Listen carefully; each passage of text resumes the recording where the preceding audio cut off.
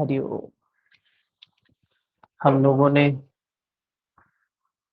क्लेश के बारे में पढ़ा, जिसमें अविद्या, अस्मिता, राग, द्वेष, अविनिवेश, ये 5 क्लेश हैं।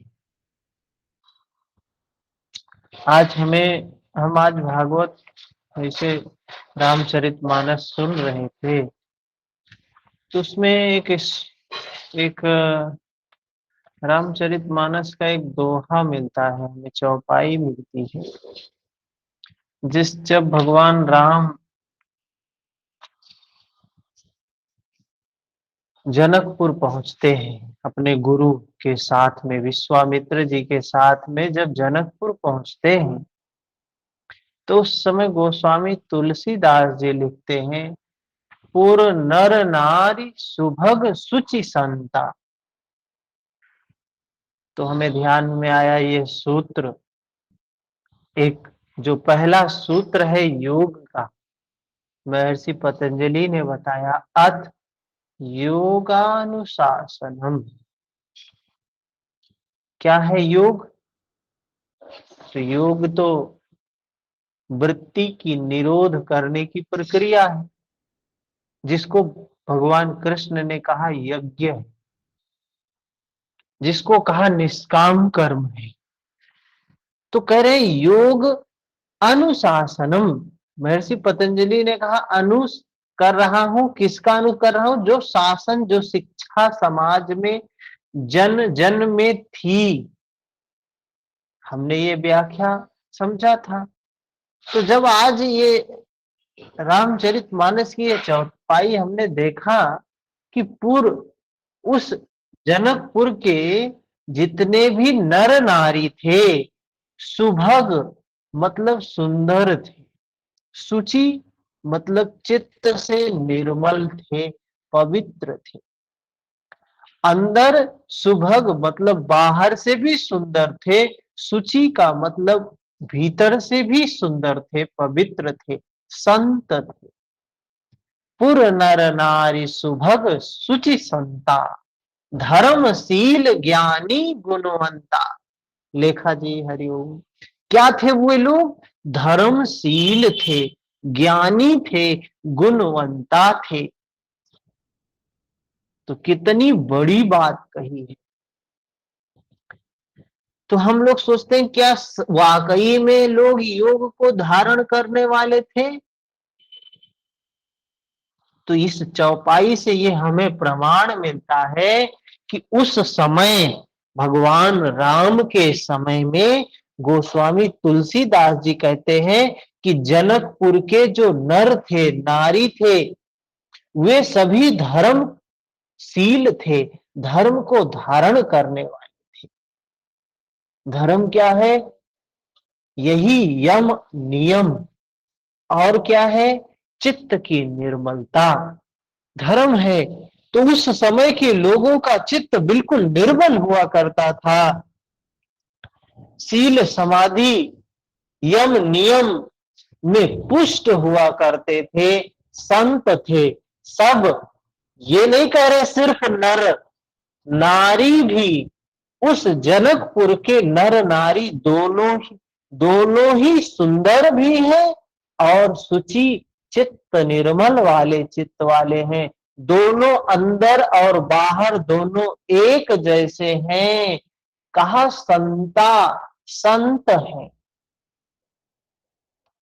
ऐसे ही एक एक पॉइंट मिल जाता है ग्रंथों में। कितनी बड़ी बात कही है। तो हम लोगों ने देखा अविद्या क्या है कि जो अनित्य है, जो असुचि है, मतलब जो अपवित्र है, जो सुंदर नहीं है, जो अनित्य है, जो हर क्षण मृत परिवर्तित हो रहा है, अनित्य असुचि दुख जो दुख है, और अनात्म जो अनात्म है। 4 बातें बताई। इन चारों को हम अलग अलग समझ रहे हैं, विभिन्न विभिन्न दृष्टिकोण से समझ रहे हैं। अनित्य को हम नित्य समझ रहे हैं, असुचि को शुचि मतलब पवित्र समझ रहे हैं, और दुख को सुख समझ रहे हैं, और अनात्म को हम आत्म समझ रहे हैं। महर्षि पतंजलि कहते हैं यही अविद्या है हमारी। और अविद्या क्या है? अविद्या ही सब विकारों की जननी है। अविद्या के कारण ही सारे उत्पन्न होते हैं। इस अविद्या को नष्ट करने से सारे नष्ट हो जाएंगे। जैसा कबीर की वाणी से पता चलता है, पांच सखी पांचों गुणवंती, पांच में सर्वस एक जनी। पांचों में सिर्फ सबसे बड़ी है, एक है, इसी के कारण सारी उत्पन्न होती हैं। फिर आगे महर्षि पतंजलि ने अगले सूत्र में बताया कि ये क्लेश क्या है? ये क्लेश की अवस्थाएं हैं, प्रसुप्त, तनु, विच्छिन्न और उदार। ये चार अवस्थाएं हैं।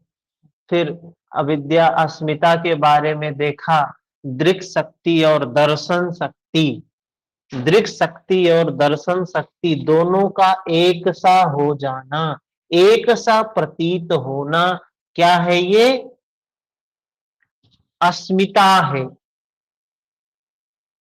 चेतन शक्ति अलग है, जड़ शक्ति अलग है। हम इन दोनों को एक सा समझ लेते हैं। उदाहरण ले लें, एक उदाहरण से हम बातों को समझते हैं। चिड़िया, पक्षी जब शीशे के सामने आता है, तो हमने उदाहरण पिछली बार भी बताया था कि हम लोग बचपन में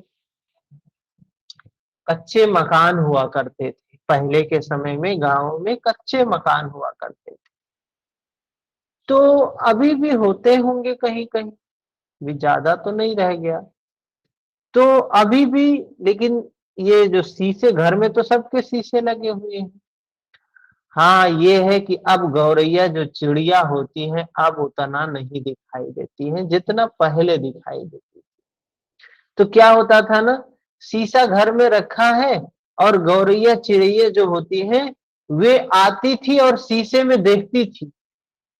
शीशे में देखती थी, अरे शीशे के अंदर कोई दूसरा भी है, मेरे जैसा कोई और भी है अंदर में।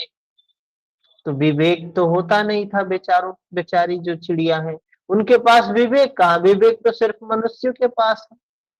तो विवेक नहीं है, तो वो उस शीशे को देखकर, उस शीशे में एक चिड़िया को देखकर व्याकुल होती थी, दौड़ के पीछे जाती थी, ची ची ची ची चिल्लाती थी, अपने चोंच को शीशे में बार बार मारती थी, देखती थी इधर से हम मार रहे हैं, उधर से वो मार रही।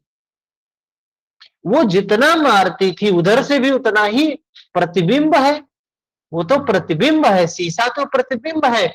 जितना ये परेशान होती थी, उतना अंदर वाला परेशान होता था। शीशे में जो दिखाई दे रहा है, इसको लगता था कि अंदर में कोई फंसा है। दौड़ के पीछे जाती शीशे के, फिर आगे आती, फिर मारती। इतना अपने चोंच को इतना शीशे में मारती थी, कभी कभी वो खून निकल आता था। तो क्यों होता था ऐसा? अगर हम उस चिड़िया को मान ले कि चेतन तत्व है, शीशा क्या है? शीशा क्या है? चेतन है? शीशा चेतन नहीं है। लेकिन शीशे में चिड़िया को लग रहा है इसके अंदर कोई है। ऐसे ही वही हाल हमारा भी है। उस चिड़िया को देखेंगे तो कहेंगे इसके पास विवेक नहीं है, इसके पास बुद्धि नहीं है। वास्तविक में देखेंगे तो वही हाल हमारा भी है। ये हमारा चित्त क्या है? जड़ ही है, शीशे के समान है। मन क्या है? जड़ है। इंद्रियां क्या है? जड़ है। बुद्धि क्या है? जड़ है। ये शरीर क्या है? जड़ है। सब जड़ ही जड़ है। और इस जड़ को हमने अपना मान रखा है। जैसे वो चिड़िया शीशे में अपने स्वरूप को, अपने ही प्रतिबिंब को अपना दूसरा मान के उसके साथ व्यवहार कर रही थी, वही हाल हमारा भी। तो कह रहे हैं वो चिड़िया के जैसी स्थिति होना ही क्या है, अस्मिता है। मैं मेरे का भाव उत्पन्न होता है, चिड़िया को लगता है कोई मेरा भीतर में है, तो इस वजह से दौड़ती है, परेशान होती है। और जिसका अहंकार पिघल जाता है, जिसका अहंकार नष्ट हो जाता है, मैं मेरे का भाव छूट जाता है, उसकी व्याकुलता चली जाती है। कबीरदास जी क्या कह रहे हैं, जब मैं था तब हरि नहीं, अब हरि है मैं नाही। ये मैं क्या है, ये अस्मिता ही है, मैं है। कबीर कह रहे हैं कि जब तक ये अस्मिता रहती है, तब तक उस ईश्वर का साक्षात्कार नहीं होने देती है। ठीक है। इसके बाद बताया सुखानुसई राग। सुख क्या है, राग क्या है, ये राग और द्वेष, ये समझिए इन क्लेशों के दो सेनापति हैं। ठीक है। राग और द्वेष ये क्लेशों के दो सेनापति हैं,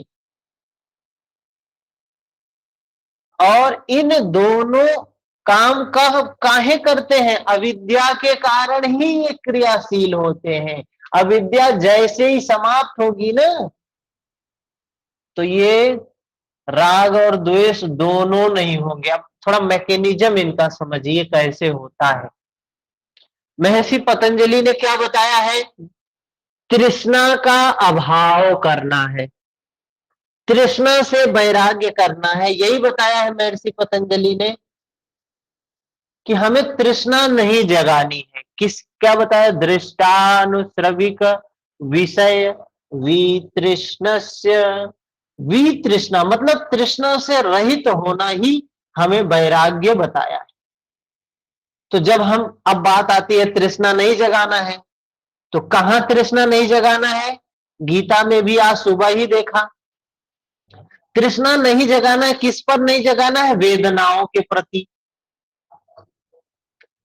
वेदनाएं जब जागती हैं,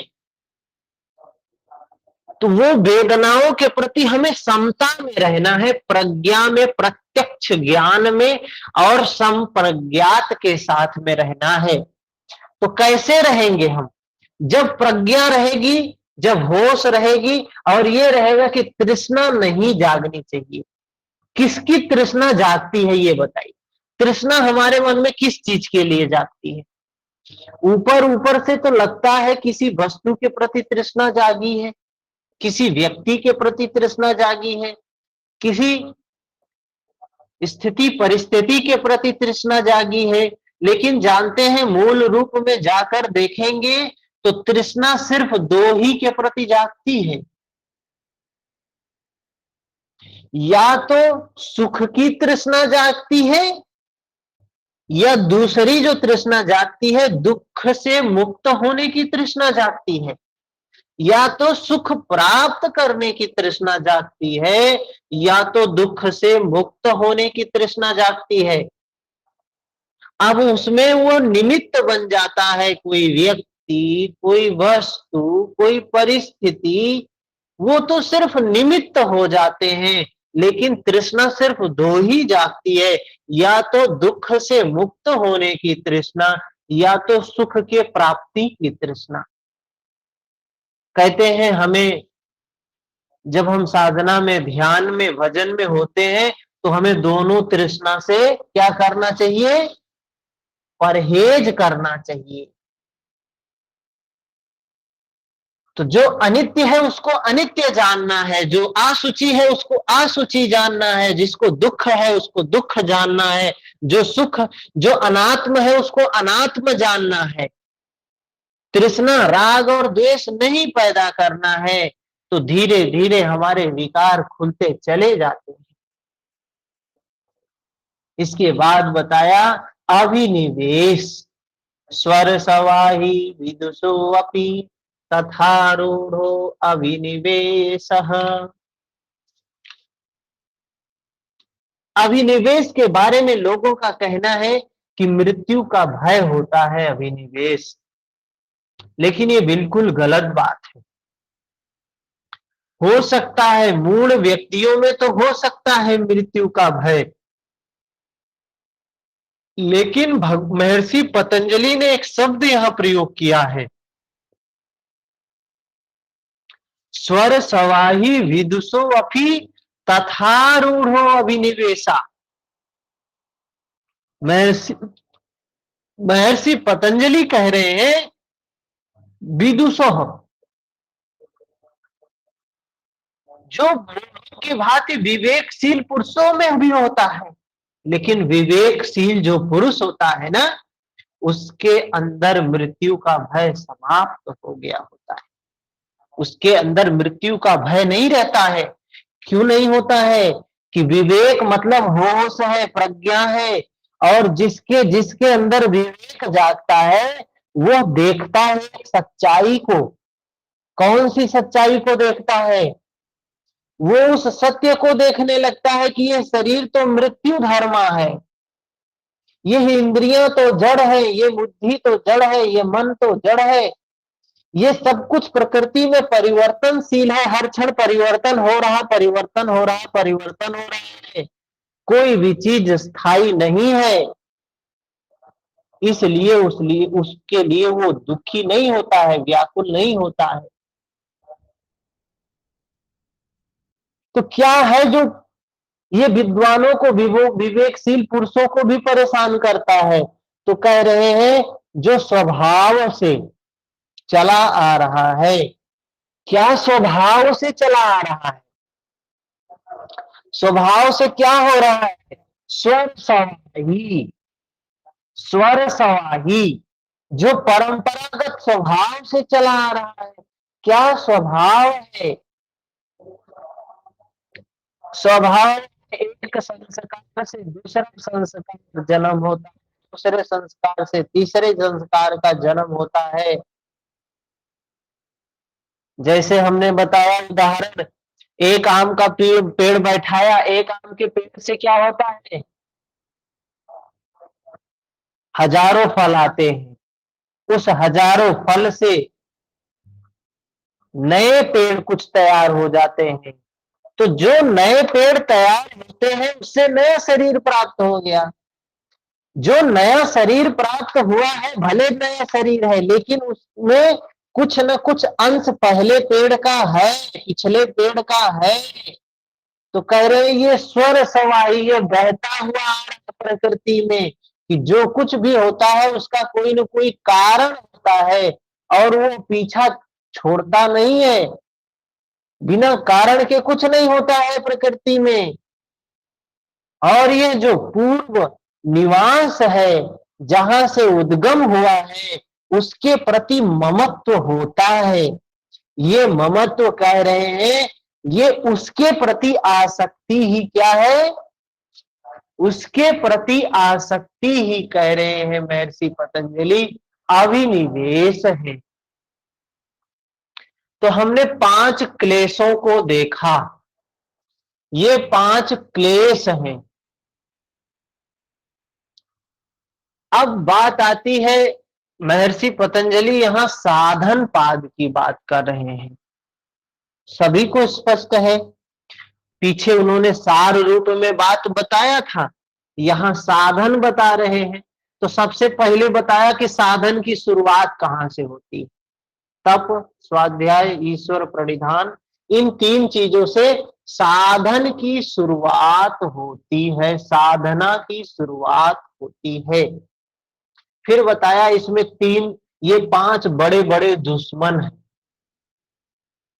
हाँ? 5 मित्र भी बताया था ना, 5 मित्र भी बताया था महर्षि ने। श्रद्धा, वीर्य, स्मृति, समाधि, प्रज्ञा, ये 5 मित्र बताए थे महर्षि पतंजलि ने प्रथम अध्याय में। यहाँ 5 शत्रु बता रहे हैं। ये क्लेश हैं जो भटकाने वाले हैं, और वो मित्र क्या थे? वो प्राप्ति करवाने वाले थे। अब बता रहे हैं ये इन्हीं के कारण सारा माया जाल इन्हीं पांचों के कारण ही उत्पन्न हुआ है, ये समझिए। अविद्या, अस्मिता, राग, द्वेष, अभिनिवेश, इन्हीं पांचों के कारण ही सारा का सारा खेल प्रपंच चल रहा है। जो ये हमें जन्म लेना पड़ रहा है, जो हमें दुखी होना पड़ रहा है, जो हमें व्याकुल होना पड़ रहा है, सब इन्हीं पांचों का किया है। तो बताया कि ये क्रिया योग से क्या होंगे? तनु होंगे। जो पहले साधन बताया, कहा ये पांचों का बंधन ढीला होगा, ये वृत्तियां ढीली होंगी, इन पांचों को का पकड़ जो है, इन पांचों के बंधन जो है, इन पांचों की वृत्तियां ढीली हो जाएंगी। क्या करने से? ये तप, स्वाध्याय और समर्पण, ये तीन चीजें होने से ये चीजें होंगी। ये बात बताया। फिर अब बात आता है, अभी मतलब क्या है? अभी वर्तमान साधन की बात है। देखिए चल रहे हैं, यहां से चलना शुरू किया है, साधन पकड़ लिया है, तो चलना शुरू किया है। तो बताया क्लेशों के बारे में बताया, और बताया कि क्लेश के पकड़ ढीली किससे होगी? क्रिया योग से होगा। तो अभी वर्तमान स्थिति क्लेशों की क्या है? बताएगा कोई? वर्तमान में अब क्या स्थिति है? क्रिया योग को धारण कर लिया, क्रिया योग का अभ्यास हुआ, तो बताया क्लेश तनु हो गए, क्लेश तनु होंगे। क्लेशों का वर्णन कर दिया। तो अभी क्लेश मौके पर तनु हो गए होंगे ना? बिल्कुल व्यवहारिक बात है, क्लेश तनु हो गए होंगे। तनु के बाद फिर बताते हैं, पहले उनको कमजोर करो, क्लेशों को पहले कमजोर करो क्रिया योग के द्वारा, उसके बाद उनको नष्ट करने के लिए काम करो। आवाज ठीक है सभी को?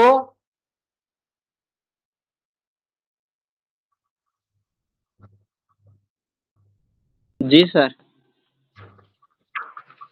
समझ में आ रहा सोबू? जी सर। तो महर्षि पतंजलि क्या बता रहे हैं कि ये पांच क्लेश हैं जो क्रिया योग के अभ्यास से क्या होंगे? समाधि भावनार्थ क्लेश तनु करणार्थ से क्लेश तनु होंगे, मतलब उनका पकड़ ढीला होगा, वो कमजोर होंगे।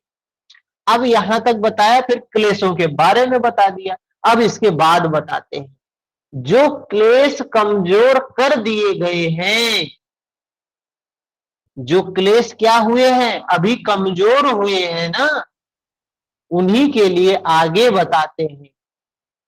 क्या बताया?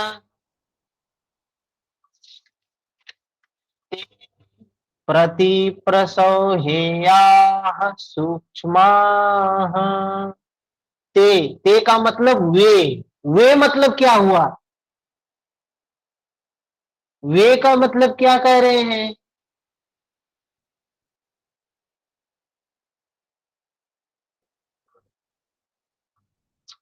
वे क्लेश मतलब सर, क्लेश इसका मतलब क्लेश। वे कौन से क्लेश?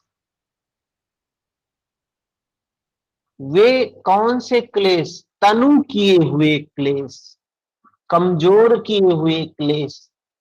ठीक है, अभी वो एक्टिव नहीं है, अभी वो तनु कर दिए गए हैं क्रिया योग के द्वारा। उन क्लेशों के बारे में कह रहे हैं, वे सूक्ष्मा ते प्रति प्रसव हेया सूक्ष्म। वे क्लेश कौन से?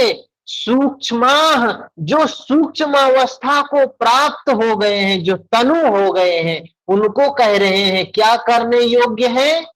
प्रति प्रसव हेया। प्रति प्रसव मतलब क्या होता है? प्रसव मतलब क्या होता है? प्रसव जन्म देना किसी। हाँ, बोलते हैं ना, डिलीवरी होती है तो बच्चे का जन्म होता है तो बोलते हैं प्रसव हुआ है। प्रसव का मतलब जन्म। हाँ, तो कह रहे हैं प्रति प्रसव मतलब जहां से प्रसव हुए हैं, जहां से जन्म हुआ है, उनको वापस उसमें भेज दो। ये विकार जहां से जन्मे हैं उनको प्रति प्रसव करने के लिए कह रहे हैं, चित्त को अपने कारण में विलीन करने के साधन द्वारा नष्ट करने योग्य हैं। मतलब कह रहे हैं इनको नष्ट करना है, ये नष्ट करने योग्य हैं।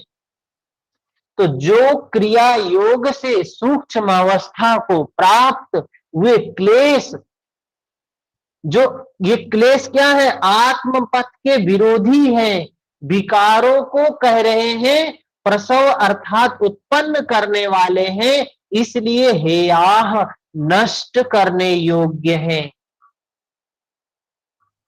इनको कह रहे हैं ये नष्ट करने योग्य हैं, इनको समाप्त करना है। ये क्या करते हैं? ये विकारों को उत्पन्न करते हैं। हेय हेय हेतु हान हानोपाय। महर्षि पतंजलि ने 4 सिद्धांत दिया है, भगवान बुद्ध ने 4 आर्य सत्य दिया है। 4 आर्य सत्य क्या क्या है? किसी को पता है? अशोक जी, भगवान बुद्ध ने 4 आर्य सत्य बताया है, सुना है? क्या है वो 4 आर्य सत्य? सर सुने हैं लेकिन याद नहीं है सर। सर है हाँ, हेतु हान और हानोपाय। ये तो महर्षि पतंजलि ने बताया है, भगवान बुद्ध ने बताया है 4।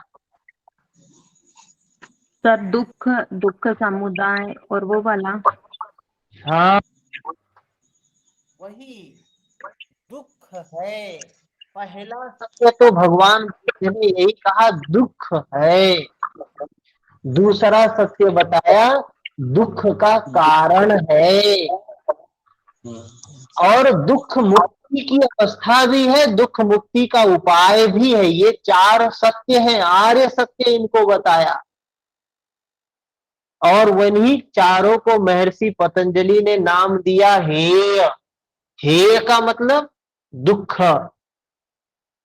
हेय हेतु मतलब दुख का कारण, हान मतलब वो मुक्ति की अवस्था जिसको कैवल्य कहा, हानोपाय मतलब दुख से मुक्त होने का उपाय, हानोपाय।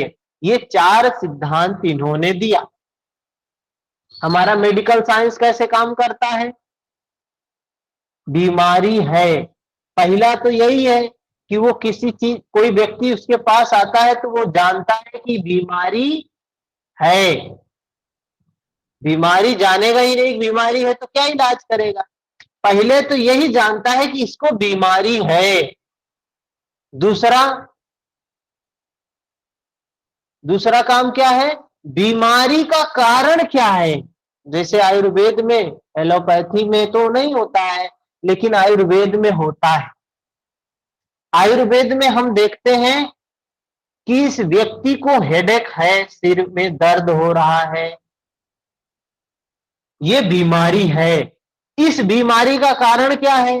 तो आयुर्वेद देखता है कि वात पित्त कफ 3 तत्व होते हैं, इन तीनों में इम्बैलेंस होने के कारण ही बीमारी होती है। तो ये जो वात है, ये सिर में प्रवेश किया है, या पित्त ऊपर चढ़ा है इसलिए इसको सिर में दर्द हो रही है।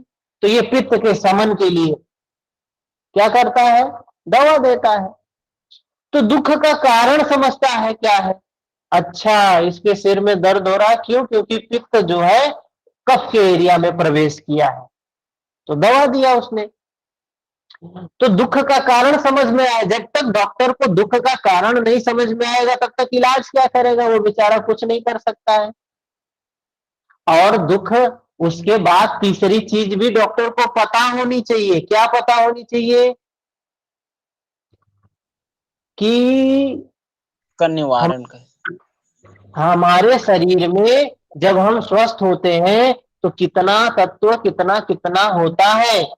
जैसे जांच करवाते हैं हम, टेस्ट करवाते हैं हम, जब हमारे पास पेशेंट आता है, डॉक्टर के पास पेशेंट आता है, तो डॉक्टर पहले जांच लिख देते हैं, जाओ ये ईसीजी करवा के आओ, ईईजी करवा के आओ, ये सीबीसी करवा के आओ। ऐसे बहुत सी जांचें होती हैं, ब्लड की जांचें होती। तो डॉक्टर क्या करता है, जांच करवा के क्यों बुलाता है? क्योंकि वो कारण देखना चाहता है। दूसरे उसके बाद क्या देखना चाहता है? कारण वही जान सकता है जो उसकी सच्चाई जानेगा कि सही ब्लड। अब किसी को पता ही नहीं कि हीमोग्लोबिन कितना होता है हमारी बॉडी में, नॉर्मल व्यक्ति के शरीर में हीमोग्लोबिन कितना होता है, ये अगर नहीं पता होगा तो वो उसको कैसे जान पाएगा कि इसका कारण हीमोग्लोबिन कम हुआ है ज्यादा हुआ है। तो वो बीमारी की मुक्ति की अवस्था में बिना बीमार व्यक्ति के, स्वस्थ व्यक्ति के ब्लड में कितना क्या क्या होता है ये पता होना चाहिए ना। तो दुख मुक्ति की अवस्था जिसको कहा हान, हे हेतु हान, उसके बाद हानो पाय, चौथा बताया हानो पाय। अशोक जी माइक को बंद कर लो। तो अब यहां महर्षि पतंजलि करे ते, कौन ते? वे जो क्लेश तनु किए गए हैं प्रति प्रसव, क्या करने योग्य हैं? वो नष्ट करने योग्य है।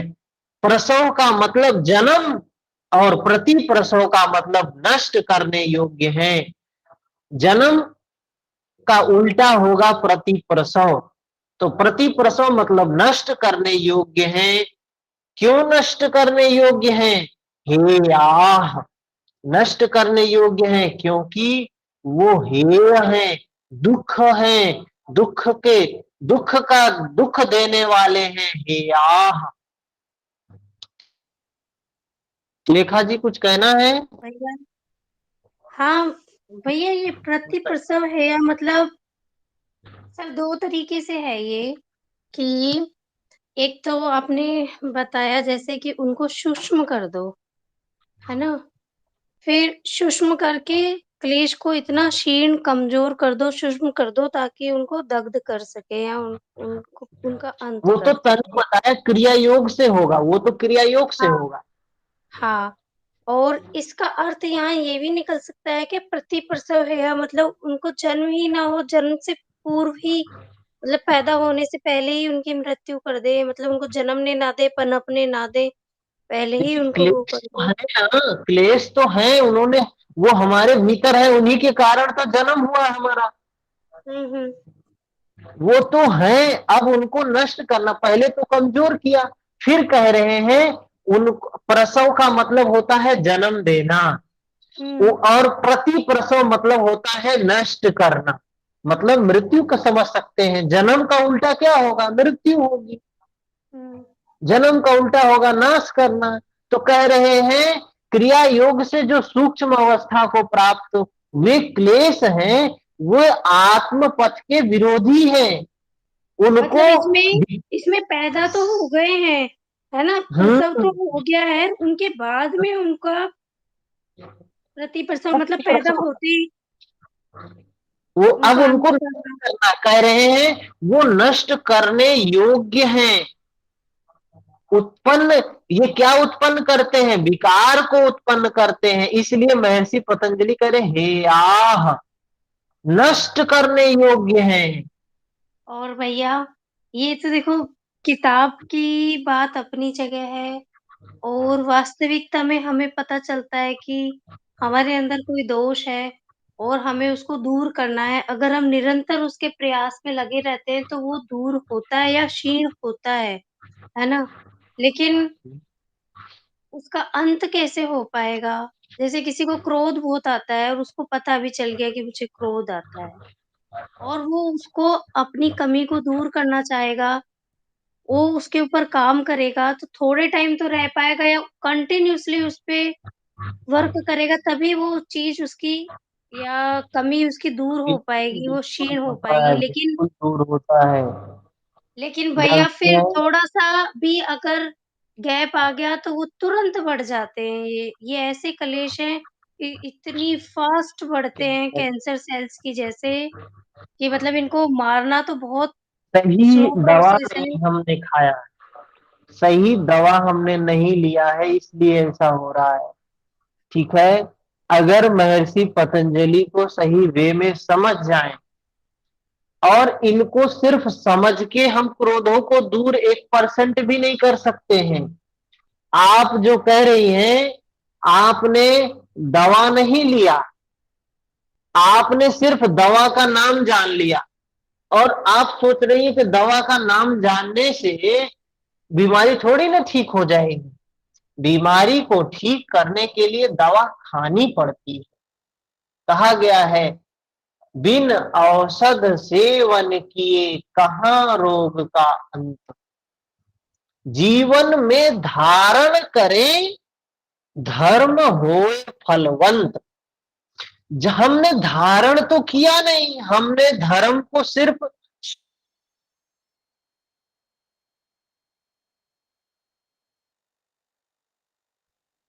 आवाज़ नहीं आ रही भैया।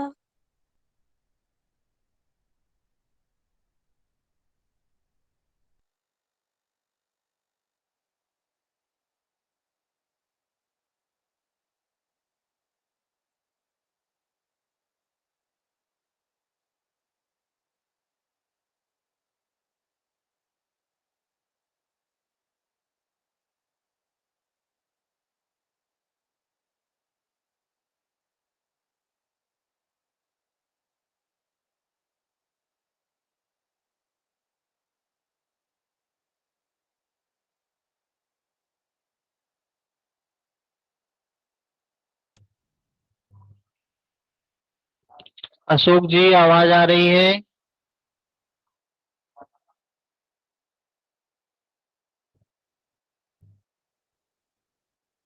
अभी आइए भैया आपकी पहले बीच में आवाज़ बंद हो गई थी। अभी ठीक है? कम आ रही है भैया। हाँ अभी अब ठीक है ठीक ना? है। हाँ अभी ठीक है। चलिए चलिए ठीक है, चलने देते हैं इसे। तो क्या कह रहे हैं यहाँ पर? एक मिनट।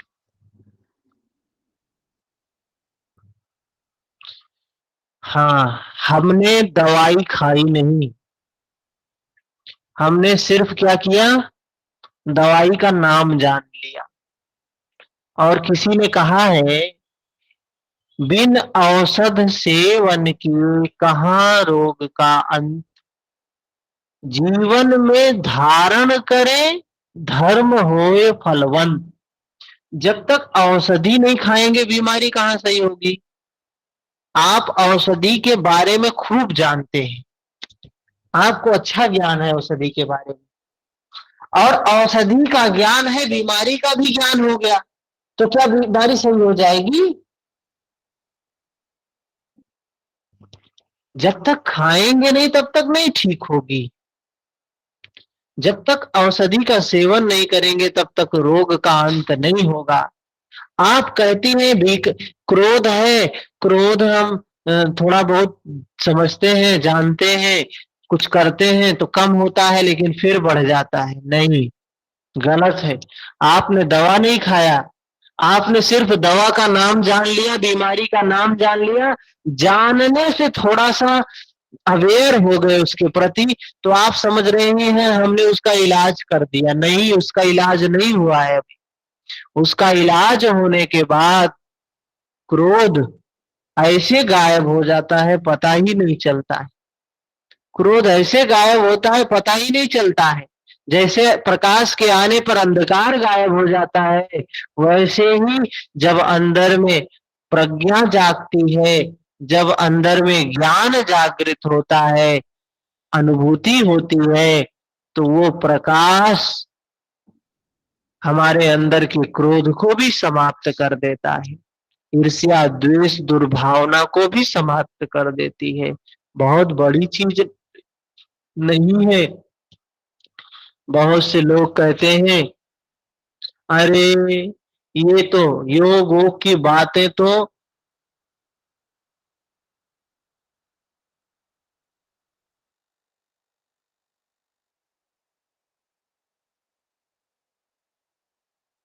आवाज नहीं आ रही सर।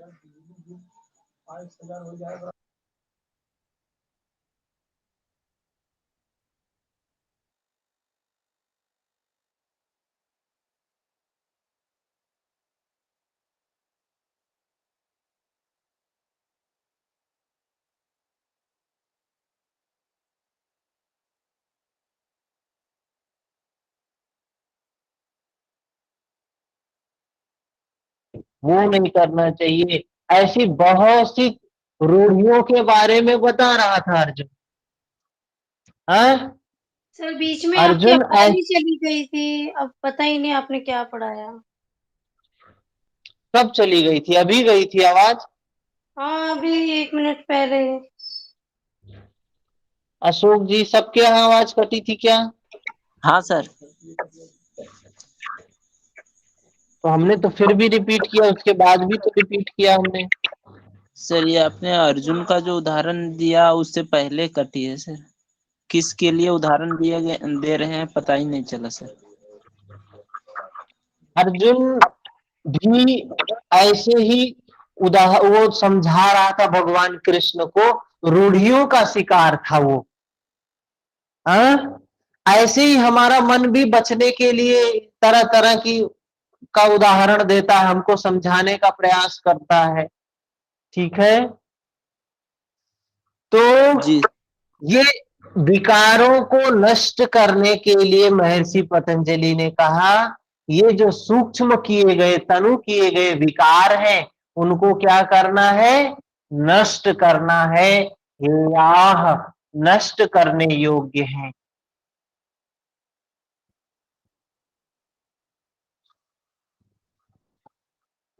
अब बात आती है अगले सूत्र में क्या कहते हैं? ध्यान हेया तद्वृत्तयः। अब प्रश्न उठता है जब नष्ट करने योग्य है तो नष्ट कैसे होंगे? जो आपका प्रश्न था लेखा जी कि ये विकार क्रोध, हम सोचते हैं क्रोध साधना करते हैं या कुछ अच्छा काम करते हैं, क्रोध तो थोड़ा सा समाप्त होता है, जैसे छोड़ते हैं फिर आ जाता है, तो वो नहीं आता भैया, है नहीं। नहीं हम्म बताऊं, क्रोध की बात नहीं है। वो तो मैंने एक एग्जांपल लिया, क्रोध है जैसे किसी के अंदर कोई भी नकारात्मक विकार, विचार आते कोई हैं। भी विकार, हाँ हाँ कोई सी कोई भी भी, विकार हो। हाँ हम्म, हम्म, और ये सर प्रैक्टिकल की कोई भी, बात है, पर्सनल लाइफ में हम सब पे इम्प्लीमेंट होती है ये चीज। बिल्कुल होती है। हम्म। और ये चीजें जो यहाँ पे बताया गया है ये झूठी बात नहीं है, ये तो व्यक्तिगत बिल्कुल प्रैक्टिकल की बात है। हाँ हमने कुछ उदाहरण क्या दे रहे थे उस समय कि हम सभी अपने आप को समझाने का प्रयास करते हैं, लोगों को सुना भी होगा, आप लोग कहते हैं अरे ये योग वोग की बातें तो ऋषियों के लिए हैं, सन्यासियों के लिए हैं, हम लोग गृहस्थी लोग ये सब नहीं कर सकते हैं। हम लोग हम लोग क्या कर सकते हैं? जैसे अर्जुन ने कहा था हम भिक्षाटन करके हम जीवन यापन कर लेंगे लेकिन युद्ध नहीं करेंगे। अर्जुन भी यही कह रहा था ना। अर्जुन क्या कह जी रहा था? हम भिक्षाटन कर लेंगे। भिक्षाटन मतलब हम युद्ध नहीं कर, अपने विकारों को नहीं मारेंगे, हमको भी मुक्ति चाहिए लेकिन हम कैसे मुक्ति लेंगे? साधु सन्यासियों की सेवा करके, उनसे दया की, उनसे मैत्री की, उनसे आशीर्वचन की प्रार्थना करके हम दैवी संपत्ति का अर्जन कर।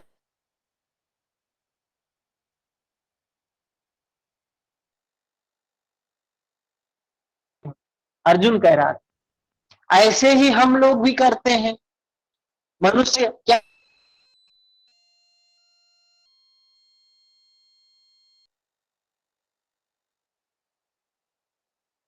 बात है। हमने एक उदाहरण दिया शुरू में ही, क्या दिया? भगवान राम जब जनकपुर पहुंचते हैं तो जनक जी भी गृहस्थ आदमी थे, हैं?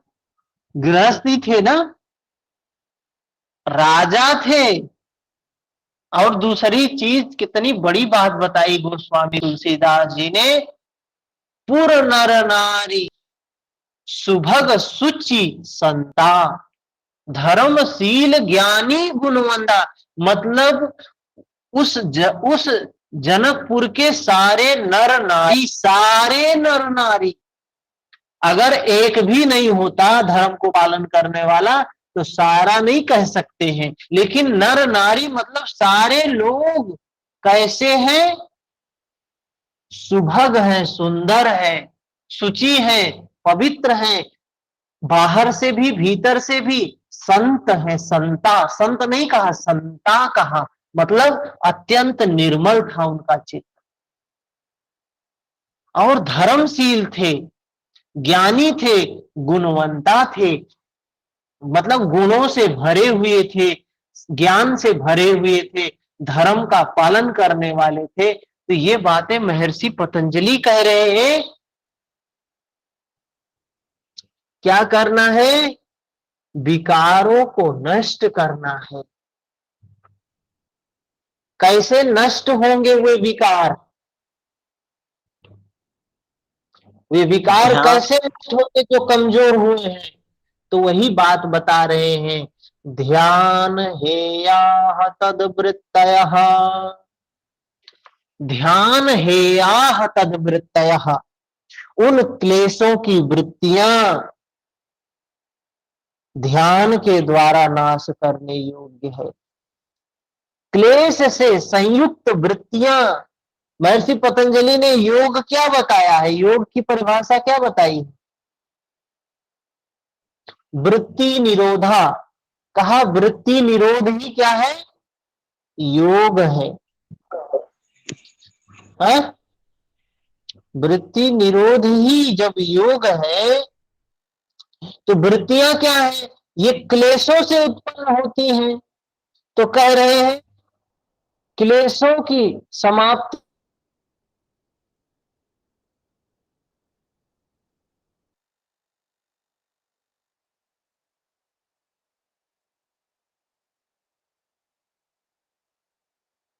भैया वापस आवाज नहीं आ रही है। सर आवाज नहीं आ रही है।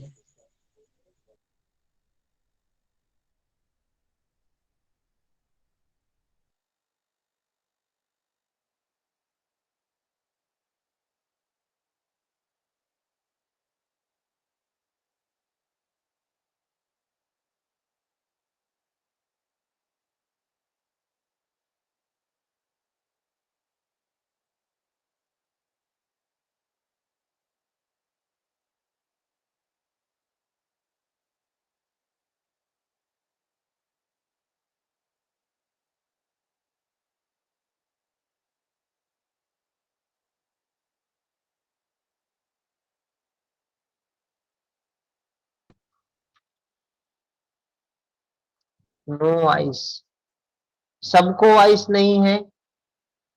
जी सर। आवाज है अशोक जी? अभी अभी आया सर, उस समय पहले नहीं थी सर। ध्यान आप बताएं कि ध्यान से ही दूर होती है, उसके बाद आवाज नहीं है तो सर। ठीक है, यही समाप्त करते हैं, कल मिलेंगे। नेटवर्क इशू है, कल मिलते हैं, ठीक है? जी जी सर, जी सर, नमस्कार सर। नमस्कार, हरे राम। हरिओम भैया।